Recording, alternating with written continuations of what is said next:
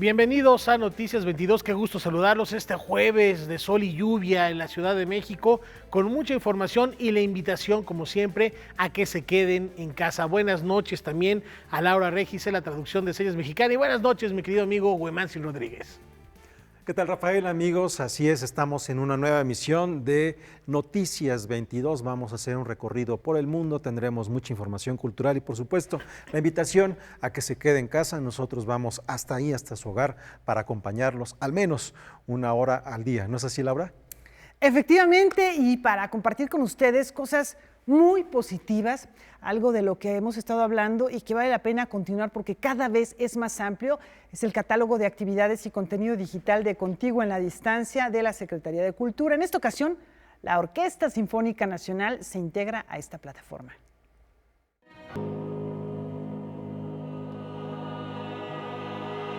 La Orquesta Sinfónica Nacional se suma al programa de la Secretaría de Cultura Federal Contigo en la Distancia a través del Instituto Nacional de Bellas Artes, con una serie de 6 conciertos grabados en años recientes y los cuales serán transmitidos en la multiplataforma Contigo en la Distancia.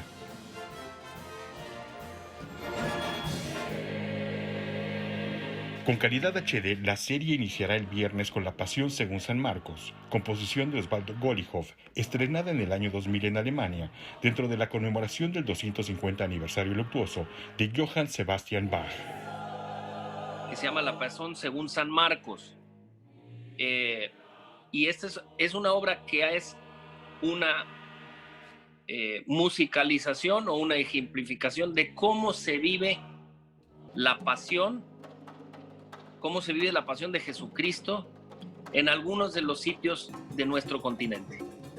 Y como usted sabe, hay sitios en donde se ejemplifica de una manera teatral, recreando la pasión de Cristo, como en Iztapalapa. Hay otros sitios en donde se hace con brujería y con santería y con ritos de origen africano, como en Cuba. Además, utiliza una cantante de jazz brasileña, un santero o uno de estos brujos, bailarines cubanos que cada vez que hace su aparición danza por todo el escenario haciendo cosas que al público volvieron absolutamente loco por su habilidad, a pesar de ser una persona ya no joven.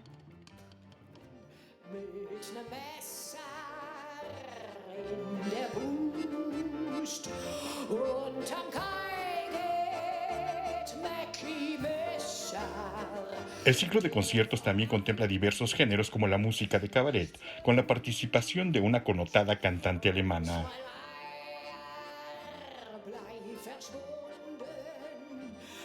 No solo para la gente de música clásica, sino para la gente que le gusta la música tipo Broadway o tipo cabaret sinfónico. Lo llamamos así, cabaret sinfónico con Ute Lemper. Y este fue un concierto que, así se lo digo, se vendió en menos de 3 horas, los 2 conciertos que hubo con ella, y tuvimos un lleno apabullante.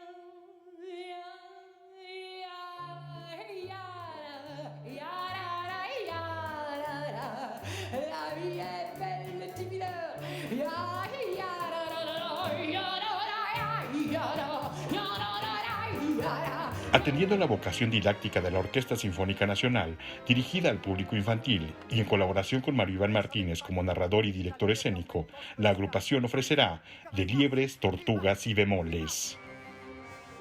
Y Mario ideó este programa que se llama De liebres, tortugas y bemoles, que a pesar de tener un nombre que puede parecer semi-musical, es un programa totalmente musical que para un niño, y permítanme la recomendación de que nos consideremos todos niños para este programa, porque aprendí yo más que los niños con él.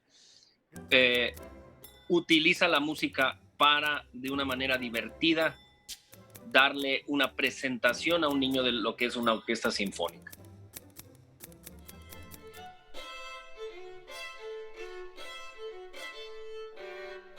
En el centenario de su estreno, La historia del soldado de Igor Stravinsky se hermana con La historia del violinista, obra de Wynton Marsalis, en una producción con la Compañía Nacional de Teatro y la Compañía Nacional de Danza. Y es la historia del soldado de Stravinsky, junto con la historia del violinista de Wynton Marsalis. La historia del soldado es la triste historia, diría yo, o esta alegoría del final, o alegoría de la Primera Guerra Mundial, en donde un violinista le vende su alma al diablo. ¿Y qué pasa cuando le vende su alma al diablo? Eso mismo lo hizo Wynton Marsalis en Nueva Orleans hace una docena de años, en donde en vez de ser esto en Europa durante durante la Primera Guerra Mundial, esta historia se desarrolla en uno de los bayous cerca de Nueva Orleans. La tradición literaria indígena y mestiza también se hace presente con Leyendas del México Antiguo. Cuentan que allá en Sonora, y se llama Leyendas del México Antiguo, y es otra idea de Mario Iván Martínez, que toma como punto de partida esa enorme riqueza de nuestra música mexicana, pero también enorme riqueza de nuestra historia. Y este es un programa muy bonito porque es un programa centrado alrededor de música tanto conocida como desconocida de nuestro país.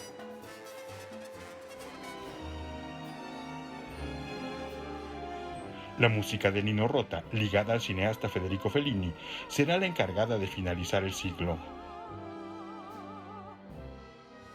Música para cine de Nino Rota. Nino Rota, un gran compositor de cine que para los cinéfilos es el compositor de La Strada, el compositor de la música de muchas películas de Fellini. Y como yo no soy tan cinéfilo como algunas de las personas que ven su canal, ahí le paro, pero seguramente Nino Rota hizo mucho más. El programa de conciertos estará disponible en el canal de YouTube de Limbal, así como en la multiplataforma Contigo en la Distancia, en los diferentes horarios. Noticias 22, Víctor Gaspar.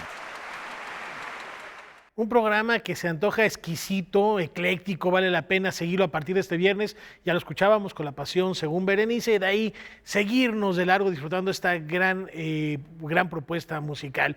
Y si usted es un lector asiduo y a su vez disfruta de compartir memes o crear TikToks, ¿por qué no? La siguiente convocatoria de Cultura UNAM es para ustedes. Como parte del programa Cultura UNAM en Casa, la Cátedra Carlos Fuentes participa lanzando la convocatoria a los concursos TikTok Todos Somos Lectores y Memes Literarios. Bueno, pues en este momento tenemos 2 convocatorias de actividades en las que invitamos a nuestro público a que participen no solamente recibiendo contenido cultural, sino también creando contenido y interactuando con la oferta cultural que tenemos. Los participantes de TikTok Todos Somos Lectores recibirán 5 cuentos de Carlos Fuentes para escoger uno de su preferencia, a partir del cual deberán grabar un video de 1 minuto en la aplicación TikTok. Pensamos que los videos de TikTok, que es una plataforma muy reciente que está utilizando gente muy joven, era una buena manera de incentivar también esta relación del público joven con la obra de Carlos Fuentes, que la gente tiene un poco como ya como estas lecturas de medio siglo, hace un tiempito. Entonces como que era una buena estrategia de vincular estas dos cosas, ¿no? El concurso Memes Literarios invita a los participantes a crear memes vinculando la cuarentena con la literatura hispanoamericana reciente. Bueno, los memes sirven para dejar volar la imaginación, para creativamente vincular la realidad del contexto con la cultura, y nos pareció una estrategia interesante que no fuera simplemente algo de simple entretenimiento, sino que también se pudiera vincular lo cultural, lo artístico, lo literario actual con esta nueva forma de entender, de analizar y de crear el mundo, ¿no? Los videos y memes seleccionados serán publicados en las redes sociales de Cultura UNAM, además de recibir un paquete de premios. Los interesados deberán mandar un correo a actividadesccfunam@gmail.com y la convocatoria permanece abierta hasta el 30 de abril. Para mayor información visite comunidad.cultura.unam.mx. Con información y texto de Omar Vera, Rodrigo Peredo, Noticias 22. A la pausa comentando dos muy lamentables pérdidas. El mundo de la fotografía en México está de luto luego del fallecimiento de la historiadora de arte, crítica, especialista en fotografía Patricia Mendoza, quien fue fundadora del Consejo Mexicano de Fotografía, coordinadora del Foro de Arte Contemporáneo y directora de la Galería Los Talleres, gran figura de esta manifestación. Un abrazo para sus familiares, amigos, personas cercanas. Por otra parte, también falleció lamentablemente el dramaturgo Tomás Urtuzástegui. Tenía 87 años de edad. Su pasión por la escritura le llevó a ganar el Premio Nacional de Dramaturgia Juan Ruiz de Alarcón en 2005 y por muchos años dedicó su vida a escribir para la televisión. Un dramaturgo con una gran capacidad de atraer públicos de diversas edades a sus obras. Un gran talento del teatro mexicano. También un abrazo solidario a su familia y a sus allegados. Muchas gracias, vamos a la pausa.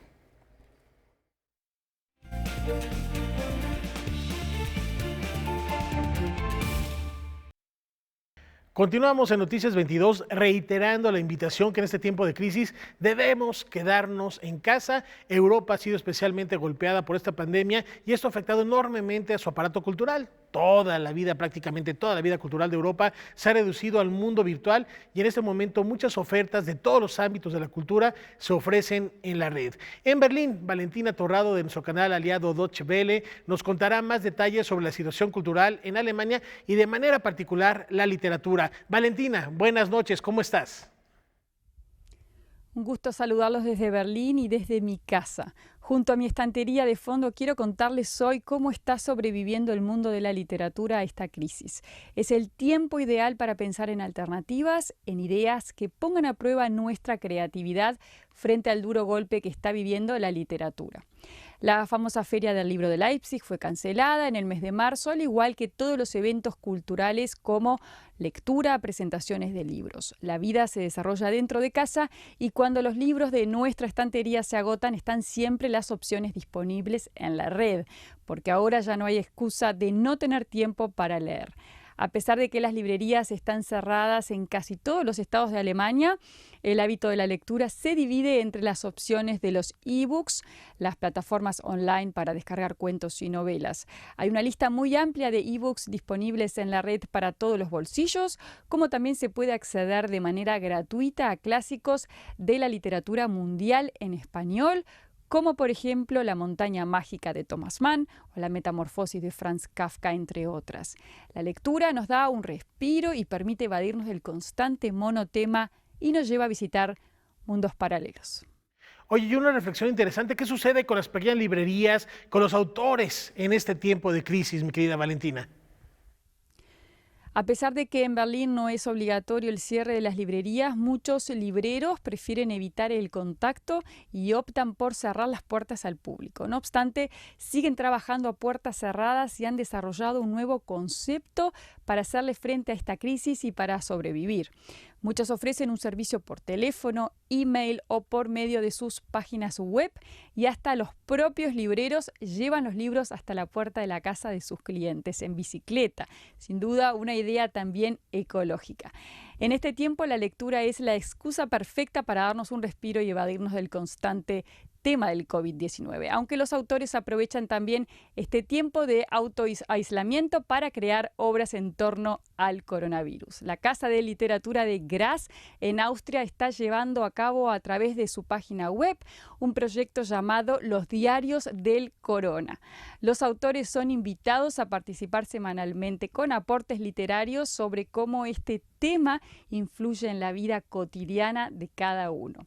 Una oportunidad para el público de echar un vistazo en la esfera privada de los autores. Fascinante, Valentina. Ya que tienes tu estantería, ¿qué nos recomiendas para leer? Para sumergirnos en mundos ficticios con tintes negros de sarcasmo y humor, hoy me gustaría recomendarles en especial la obra de una escritora y abogada uruguaya llamada Mercedes Rosende, que ha sido galardonada aquí en Alemania con el prestigioso Premio de Literatura Literaturpreis 2019 por su novela El miserere de los cocodrilos. Además, se acaba de editar en alemán La mujer equivocada, Falsche Úrsula, en alemán, con un éxito impresionante aquí en el país. Como ven, razones hay muchas para dedicarle tiempo a la lectura y más ahora que el tiempo es oro corriente. Les deseo mucha salud y quédense en casa. Hasta la próxima. Desde Berlín, Valentina Torrado, de DW. Mucha salud también para ti, Valentina. Muchas gracias por estas recomendaciones. Muy amplia la oferta que tenemos, tanto en la literatura como en las distintas manifestaciones culturales a través de la red. Y de eso va también nuestra conversación. A continuación, Wemansi, platícanos con quién estás. Así es, Rafael, tenemos un enlace en este momento con Alejandro Cubi, quien es director regional de LATAM, para hablarnos de las acciones de la editorial Tirán Lo Blanc. Muchas gracias por tomarnos la llamada, Alejandro. ¿Cómo estás? Muy bien, ¿cómo estáis vosotros? Bien, bien, aquí trabajando para que la gente continúe en casa, y mucho de lo que tienen ustedes es para permanecer en casa con muchas opciones, ¿no es así? Justo estamos en eso, trabajando como vosotros para que la gente se quede en casa, y de ahí han salido algunas ideas que esperamos que puedan ayudar a pasar esta cuarentena a todos en casa. La primera que nos ha surgido ha sido una biblioteca. Hemos creado una biblioteca que se llama Quédate en casa, quedateencasa.tiran.com, en la que hemos puesto una selección de títulos de la editorial en streaming para que cualquier persona pueda tener una actividad más de ocio o entretenimiento. ¿De qué se trata? ¿Cuál es el perfil de esta biblioteca? Pues el perfil es un poco variado. Nosotros somos una editorial de ciencias sociales. Ahora mismo somos la editorial más prestigiosa en ciencias sociales en diferentes países. Y hemos hecho una selección de libros, de unos 50 títulos ya, de ciencias sociales, derecho. Pero de todos ellos, hay dos que son mi debilidad, me tocan ahí la fibra sensible. Son dos títulos, no, dos temáticas. Uno es cine y derecho, que son aspectos jurídicos, como por ejemplo las relaciones laborales y el cine. Ahora que estamos todos viendo a ver si pueden bajar las empresas el salario, no lo pueden, o nos despiden o algo, es un tema muy bonito para ver o para tratar. Y hay otro que ese ya es mi debilidad absoluta, que se llama Bobúo. ¿Qué es? Bobúo es un cuento para niños que explica qué es la justicia y qué hace la justicia. Entonces es un cuento muy bonito porque con una metáfora, una fábula de animales, contamos a los niños qué es la justicia. Por ejemplo, la tortuga es una jueza. Entonces es una temática muy bonita y entretenida dentro de todo este ámbito. Me llama mucho la atención porque, como has subrayado, Tirán Lo Blanc es una editorial de ciencias sociales, y mucho de lo que estamos viviendo en el encierro, mucho de lo que podemos, entre las cosas que podemos reflexionar en este freno obligado, tiene que ver mucho con las dinámicas establecidas en lo económico, en lo social. Y también hay algo que me llama mucho la atención, Alejandro. Es muy probable que después de que nos recuperemos de estas cuarentenas, lo que duren, tengamos que rectificar en la forma en la que nos hemos relacionado, en la forma en la que hemos trabajado, la forma en la que se ha fincado esta economía. De esas ideas, ¿cuáles son algunos de los títulos que en Tirán Lo Blanc nos podrían también ayudar a solidificar esta reflexión? Pues yo creo que cada lectura de cada libro te ayuda a dar un paso para entenderlo de una manera distinta o a afianzar tus criterios. Entonces, dentro de todos esos títulos y dentro de todo nuestro catálogo editorial, nosotros ahora mismo el catálogo vivo electrónico son más de 8.000 obras. Nosotros en todos los países publicamos unas 1.300 obras al año más o menos. El año pasado en México hicimos unas 360 obras nuevas. Hay un libro, por ejemplo, que publicamos a finales del año pasado, que presentamos en la Feria Internacional del Libro de Guadalajara, que se llama Capitalismo y Crisis. Entonces, ese es un libro que en esta situación y en este contexto, la verdad nos va a ayudar mucho a reflexionar sobre la situación en la que nos relacionamos y todo.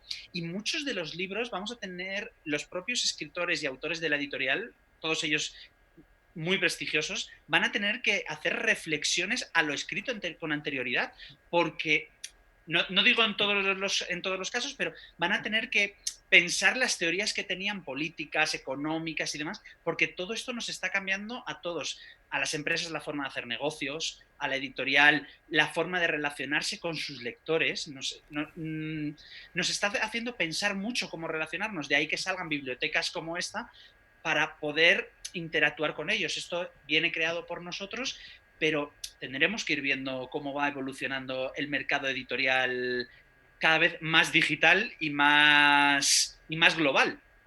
Eso me llama mucho la atención lo que dices, porque si Tirán lo Blanc está en las ciencias sociales, estamos hablando en el territorio de las humanidades.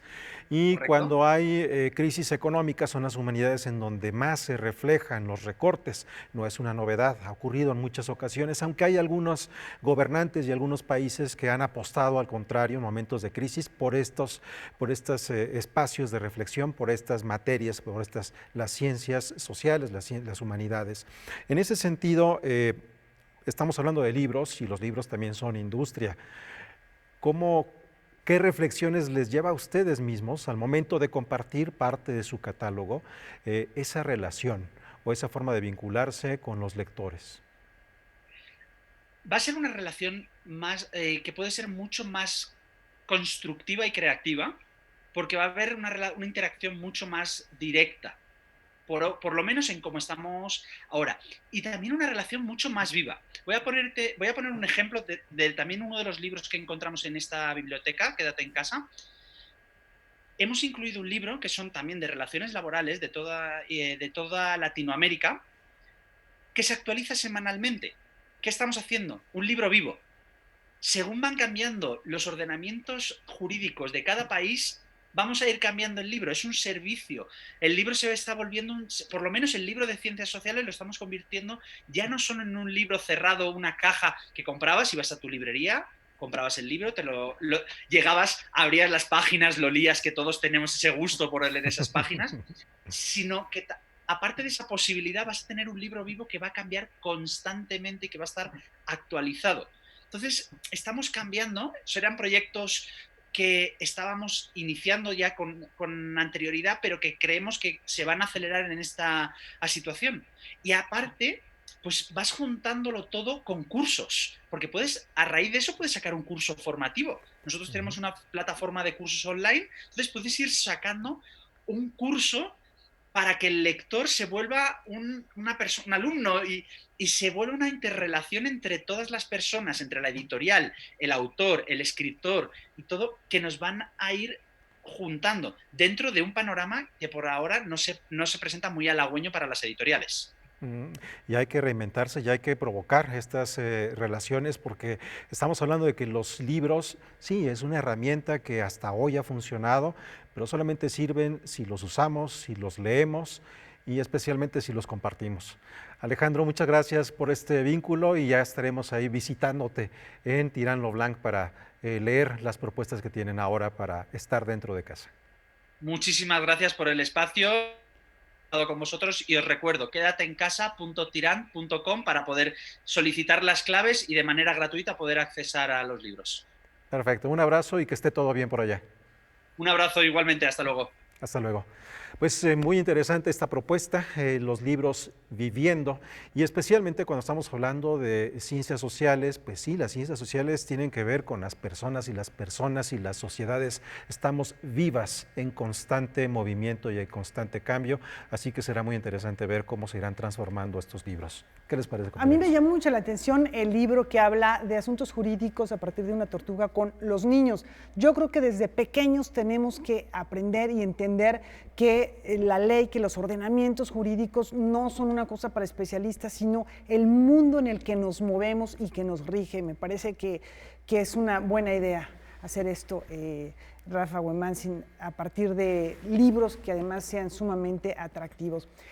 Les tenemos una recomendación que es un recordatorio. Hoy, 5 minutitos antes de las 10 de la noche, yo creo que, más bien yo ya me quedaría en Canal 22, ya ni le muevan a partir de este momento a través de la pantalla del 22. No se pierdan el estreno del gran documental COVID-19 Pandemia 2020-2020 de esta televisora Discovery Channel, aquí en Canal 22, previo. En Debate 22, Jacaranda Correa va a hablar de esta película en compañía del doctor Mauricio Rodríguez de la Facultad de Medicina y vocero de la Comisión UNAM ante el COVID-19.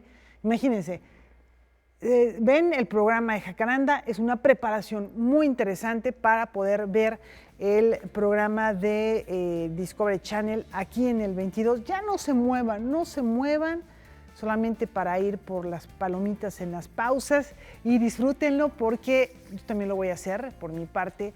Yo creo que tenemos que estar bien informados y es una forma de hacerlo aquí quedándose en Canal 22. Volvemos.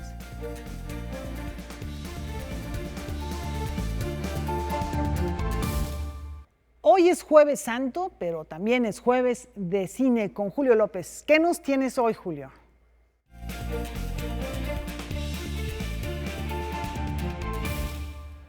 Bueno, pues ya lo decía Laura, hay mucho todavía que hablar en el mundo del cine y esta mañana la Academia Mexicana de Artes y Ciencias Cinematográficas y Netflix dieron un gran anuncio. Vamos a ver de qué se trata.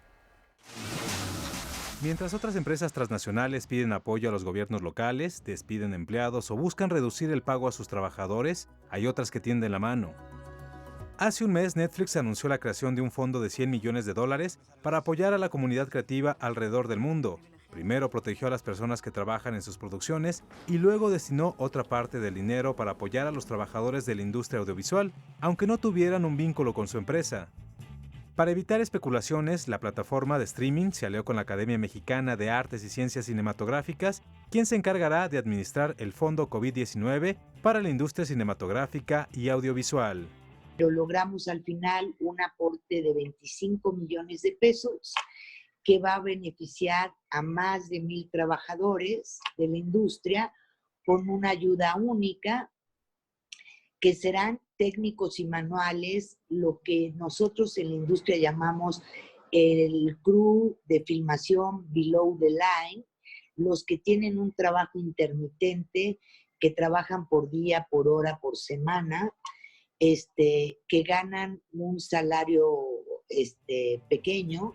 El estímulo consta de un monto de 20,000 pesos, pero solo podrán solicitarlo aquellas personas que acrediten que hubo una suspensión de su rodaje después del 15 de marzo a la fecha y que hay una afectación directa. A través de un mecanismo que será un comité de evaluación donde va a participar la Filmoteca de la UNAM, el IMCINE y la Academia, se evalúen las solicitudes y tratar de hacer la asignación de estas ayudas de manera muy inmediata, sin mucha protocolo ni burocracia. Esta iniciativa se realiza gracias al capital semilla donado por Netflix, pero la AMAC trabaja para que otras empresas ligadas al audiovisual se unan a esta propuesta y muchas más personas se beneficien. Un compromiso, no hay ningún acuerdo de ninguna índole. Nosotros fuimos muy claros que todo era en favor de los trabajadores de nuestra industria y ellos, como lo comenté, lo que tienen deseo es que el tejido social de nuestra industria no se fracture y que ellos saben lo importante que son todas estas personas para hacer posible las producciones audiovisuales. Netflix es el principal servicio de entretenimiento por streaming del mundo. Tiene una presencia en más de 190 países y 167 millones de personas cuentan con una membresía de pago. Bueno, pues ahí lo tienen, esta productora y además ahora directora de la Academia Mexicana de Artes y Ciencias Cinematográficas. Además también produjo una película de la que vamos a hablar y para eso nos acompaña Nicolás Echavarría. Es una película que se presenta hoy en punto de las 10:30 de la noche por Canal 22. ¿Cómo estás, Nicolás? Hola, ay, disculpa, pensé que era a las 11 de la noche. Ah, a las 11 de la noche, a las 11 de la noche, sí. Hay una pequeña confusión ahí con el horario. Sí, sí, pero bueno, y qué bueno que lo dices. A las 11 de la noche se va a pasar esta película. En esta Semana Santa que estamos viviendo en cuarentena, es una oportunidad única de vivir. ¿Cómo se retrata la pasión en Iztapalapa? Cuéntanos un poquito de esta película, Nicolás. Bueno, mira, esta película, este documental lo realicé en 1995. A petición de Alejandra Moreno Toscano y Mónica Lozano, que creo que acaba de aparecer en el noticiero. Ella fue la productora, Mónica Lozano. Y bueno, es muy interesante que se exhiba precisamente en este momento, porque se inició la Semana Santa de Iztapalapa en 1833 precisamente para espantar a una epidemia de cólera. Bueno, estamos hablando de una época en donde el presidente era Antonio López de Santana y para más una referencia histórica, cuando México estaba perdiendo prácticamente la mitad de su territorio, cuando Texas empezaba a querer independizarse de México y ser parte de los Estados Unidos. Imagínate, hace 177 años. Lo que es muy curioso es que la primera Semana Santa se hizo para espantar el cólera y ahora se suspende por primera vez en 177 años por otra pandemia. O sea, es un caso un poco raro, ¿no? Primero se hace esta peregrinación con la pasión precisamente para espantar el cólera y ahora se suspende precisamente para espantar el coronavirus, ¿no? Oye, cuéntanos un poco acerca también de dónde surge esta necesidad tuya de contar lo que sucede en Iztapalapa, específicamente con el Vía Crucis que de ahí se realiza. Bueno, mira, yo soy fan de la Semana Santa y mi primera película se llama Judea, es sobre la Semana Santa entre los coras, Nayarit. Estamos hablando de 1974, esa fue mi primera película. También tengo una Semana Santa sobre los tarahumaras y una Semana Santa sobre los yaquis. Entonces, esta de hecho es la cuarta o quinta Semana Santa que filmo. Y bueno, tiene algo muy peculiar que, bueno, aparte de que es una Semana Santa espectacular, que tiene 2 millones de espectadores más o menos en promedio, pues tiene pues 500 y pico de actores en escena, incluyendo nazarenos, centuriones, en fin. Entonces podemos decir con mucha seguridad que es probablemente el teatro más grande del mundo. O sea, ningún teatro tiene esa cantidad de espectadores y tampoco esa cantidad de actores. Empieza, como todos saben, el Domingo de Ramos, la entrada de Cristo a Jerusalén, y culmina con la crucifixión el Viernes Santo. Tiene una peculiaridad el documental, que estuve yo cubriendo los ensayos. Bueno, para mí creo que es lo más interesante del documental, cómo se reúnen en la Casa de los Ensayos en Iztapalapa y gente de ahí mismo encarnan los papeles de todos los protagonistas de la pasión: Caifás, Herodes, Pilatos, Cristo mismo, etcétera, Elena, y ensayan en un patio desde hace muchísimos años, ensayan en esa casa.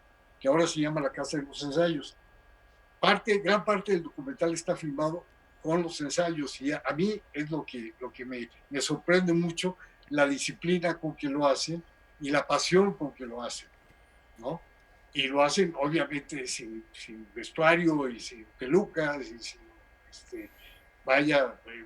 van vestidos de civiles y entonces es maravilloso cómo se genera esta pasión realmente en este ensayo, que a veces se disfraza un poquito en la ceremonia real, ¿no? Pues por la espectacularidad y el gentío, ¿no?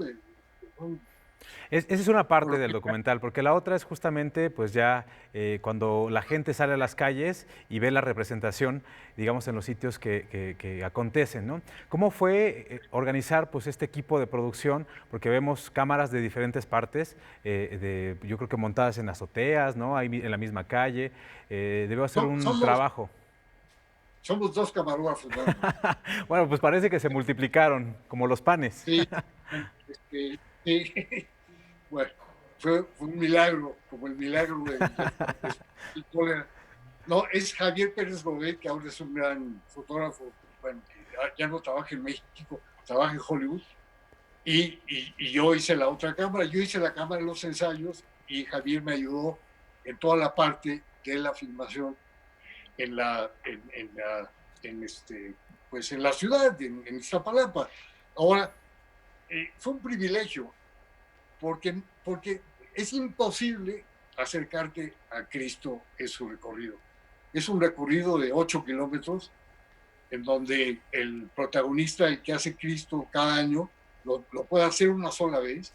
Y bueno, hay una lista de espera increíble de personajes que quieren encarnarlo. Y se tiene que preparar muchísimo. Carga una cruz que pesa 100 kilos por 8 kilómetros de trayecto, que no todo es de bajadita o de subida, más bien de subida al Cerro de la Estrella. Entonces necesita una condición física tremenda el Cristo, ¿no? Y bueno, el problema muy, muy grave también es mantener a toda la gente de alguna manera alejada y abriendo el camino del Cristo, pues porque, digo, participan más de 1000 policías para controlar, aparte los centuriones, que son los que van también abriendo paso al Cristo. Entonces yo tuve el privilegio de trabajar con los organizadores de la Semana Santa y tenía una especie de guardia a mi alrededor que me permitía pues estar cerca del protagonista principal, ¿no? Que realmente muy pocos fotógrafos, lo van a ver en el documental, tenían acceso no solamente a acercarse, a seguir todo el trayecto del Cristo, ¿no? Porque yo tuve esa enorme ventaja de seguirlo con todos estos 8 kilómetros, ¿no? Con la cámara. Pero bueno, lo que sucede es que lo ven pasar, la mayoría de la gente que va a la Semana Santa, lo ven pasar, pero nada más lo ven pasar, ya no pueden seguirlo por la cantidad enorme de gente que hay. Nicolás, pues ya nada más nos resta agradecerte, muchísimas gracias por esta entrevista y por presentarnos este documental que, como bien ya decías, hoy a las 11 de la noche se va a pasar por Canal 22. Muchas gracias, Nicolás. Bueno, mira, yo quiero agradecer también, qué bueno que va a tener difusión. Es un documental que yo hice en 1995. Realmente ha tenido poca difusión y agradezco al Canal 22 que lo transmita y sobre todo, ojalá pues todo el público del Canal 22 lo pueda ver, ¿no? Muchísimas gracias. Muchísimas gracias. Y pues sí, tiene razón. Nicolás ha tenido muy poca difusión, tanta que es dificilísimo encontrarlo, no se encuentra ni siquiera pirata, no se encuentra en las redes sociales, así que pues sí, muchas veces el cine mexicano se encuentra solo en la piratería, esta película no se encuentra tampoco ahí, así que es una oportunidad única de que la vean por Canal 22 esta noche.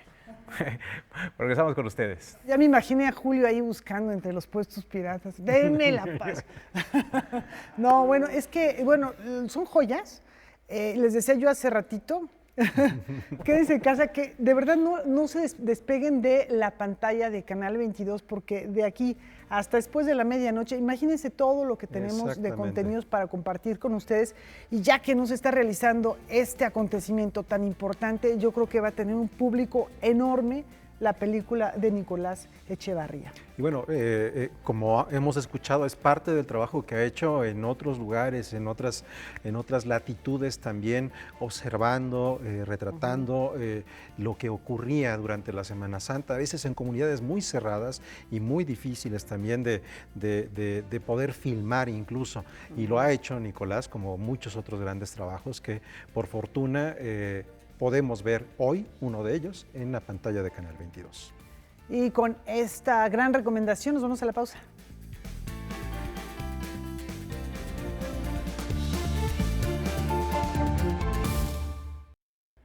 Roberto Frías desmenuza la historia de una de las figuras más destacadas en la Guerra de Independencia, a poco más de 177 años de su fallecimiento.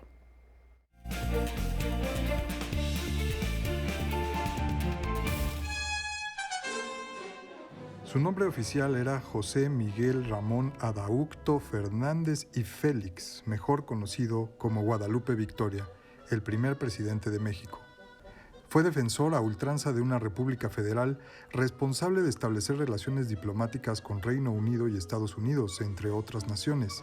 También responsable de la abolición de la esclavitud, la derrota final de los españoles y su expulsión, además de ferviente detractor de las monarquías y hoy un tanto olvidado. Se dice que como no fue traidor ni dictador, ni murió asesinado, no se le recuerda tanto. Antes de ser presidente, Guadalupe Victoria tuvo una carrera meteórica con los rebeldes independentistas. Luchó junto a Hermenegildo Galeana, José María Morelos y Nicolás Bravo. Fue pieza clave en la toma de Oaxaca y quedó al mando del ejército de Veracruz. Entre 1815 y 1817 mantuvo ahí una fuerte tensión con el ejército realista, pues sostuvo posiciones que luego perdió hasta quedar sin una sola.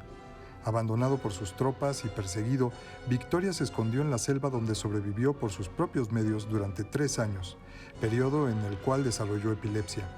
No se acogió al indulto del virrey, incluso cuando parecía que el movimiento estaba derrotado y solo Vicente Guerrero seguía luchando. Sin embargo, hace 200 años, en 1820, la lucha se revitalizó y Victoria reapareció en un pequeño pueblo llamado irónicamente Soledad. A partir de ahí recobró la lucha y para mayo de 1821, casi toda la provincia de Veracruz estaba levantada en armas.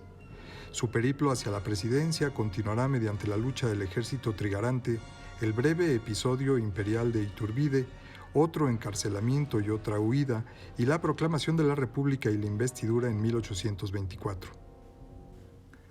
Al observar este arco de vida resulta curioso que no recordemos al presidente Victoria con la frecuencia que deberíamos. Parece entonces verdad que nos apasionan e inspiran más las historias heroicas que involucran muertes y traiciones. Quizá no estamos entendiendo que lo apasionante de Guadalupe Victoria es lo que hoy llaman resiliencia. Su actitud ante la adversidad es admirable, dispuesto a comer hierbas y cazar animales por 3 años para no capitular. Su memoria hacía persistir la idea del triunfo de una república federal incluso a costa de su propia vida, obligándolo a rechazar tentaciones como el indulto, el imperio o el conformismo en el encarcelamiento o en la vida civil. Pudiendo salir de dificultades con el simple olvido, la memoria de Victoria lo empujó una y otra vez a preservar una idea y a luchar por ella. ¿Y qué hay de nuestra memoria? Visto de esta manera, deberíamos llevar en un compartimento de la memoria colectiva la presencia de Guadalupe Victoria como un recurso, una herramienta civil, un dispositivo histórico para preservar esta república cuando se nos comience a olvidar su razón de ser. Para Canal 22, Roberto Frías.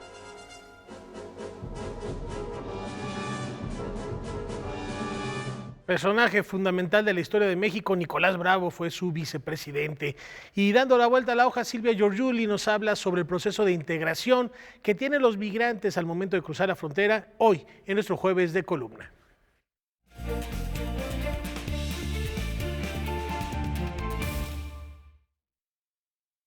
En esta cápsula vamos a hablar sobre el tema de integración de los migrantes. por las dificultades que tenemos en términos de los requerimientos para cruzar, para entrar a un país, por las crisis que están vinculadas al cruce, como son las muertes en los trayectos, en las fronteras, en el mar, la situación de indocumentación, la violación de derechos humanos, las crisis humanitarias vinculadas con el viaje. Casi toda la discusión se ha centrado justamente en esta parte de la migración, que es la gestión migratoria. Pero queda con mucha menor atención el tema de qué pasa después de que los migrantes llegan a sus lugares de destino, sea el lugar de destino que planearon o algún otro porque no pudieron llegar a su destino final. ¿Cómo se da el proceso de integración, de recepción a un país que recibe a un flujo migratorio específico? En el caso de México, como hemos estado más acostumbrados a vernos como un país de salida, el tema de la integración ha estado olvidado o muy poco discutido, aunque sí se ve reflejado en la actual ley de migración, en aspectos como por ejemplo la discusión de restricción de los derechos políticos de los migrantes. Pero México tiene una situación particular. Cuando decimos que México es un país de llegada, tiene diferentes tipos de flujos. Por un lado están los migrantes de retorno, que pueden llegar al país después de haber estado periodos cortos de ausencia de 1 o 2 años, pero tenemos un flujo muy importante de mexicanos que están regresando después de periodos de 5 o 10 años o más inclusive de ausencia del país.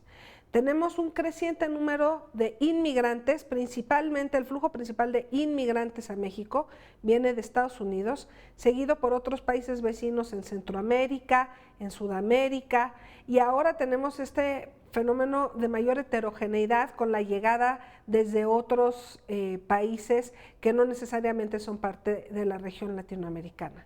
Tenemos además la particularidad de la migración en tránsito, que tiene una duración variable. El tiempo que los migrantes en tránsito van a estar en México pues no está definido. La situación actual con las dificultades en la frontera y con los cambios en la regulación en Estados Unidos nos hacen ver que es un tiempo que puede ampliarse. Y la gran pregunta es, con estos diferentes tipos de inmigración a México, ¿qué estamos haciendo en términos de su integración en aspectos básicos? Educación, salud, vivienda, trabajo, y son aspectos que creo que tenemos que discutir con mayor detalle. El censo de 2020 nos permitirá ver con mayor claridad de qué manera estos flujos han aumentado en el país. Vamos rápidamente a una propuesta en agenda virtual si usted busca desarrollar su competencia en áreas como la programación, la informática o el diseño. Atención desarrolladores en Internet principiantes y avanzados. Google, en alianza con la plataforma Udacity, ofrece al menos 20 cursos gratuitos online con expertos del propio gigante tecnológico. Las lecciones tienen duraciones entre 1 semana y 2 meses. El objetivo es desarrollar competencias digitales en campos muy diversos. Uso de imágenes responsivas, indispensable para blogueros, diseñadores web y administradores de páginas. Optimización de páginas web. Esta es una formación valiosa a fin de conocer a detalle nuevos parámetros para un mejor rendimiento en motores de búsqueda y desarrollo de aplicaciones Android para principiantes, entre otros. El proyecto se dirige a profesionales y estudiantes de informática, ingeniería, computación, programación, diseño, desarrollo web y de aplicaciones, animadores, editores audiovisuales, emprendedores y desde luego a todo el público que desea adentrarse en el mundo digital. Algunos cursos tienen fecha de inscripción y en otros es posible iniciar en cualquier momento. El material educativo, evaluaciones y charlas se imparten en inglés, por lo que es importante tener un dominio al menos intermedio de esta lengua. Registrarse en la plataforma es muy sencillo. Ahí se pueden visualizar las opciones y como beneficio extra, los alumnos aplicados obtendrán un certificado del propio Google al terminar las sesiones. Con información y texto de Laura Barrera, Noticias 22.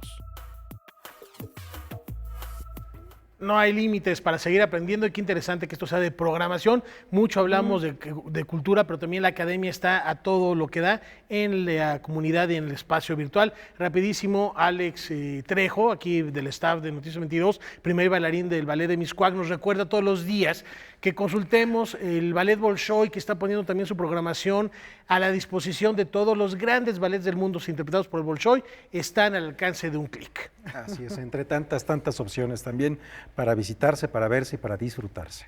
Y qué bien que tenemos un primer bailarín. Tenemos un primer bailarín aquí en el staff. Y nos vamos a ir con música, recordando a un compositor, podríamos ir contemporáneo, él parte ya entrado el siglo XX, pero nos deja un gran legado sobre todo lo que respecta a la canción italiana, aunque él también se nacionalizó británico, Paolo Tosti, que lo disfruten. 174 años de su natalicio. Hasta mañana. Hasta mañana. Quella priezza cagna colore, quando spunta la luna a mare chiara.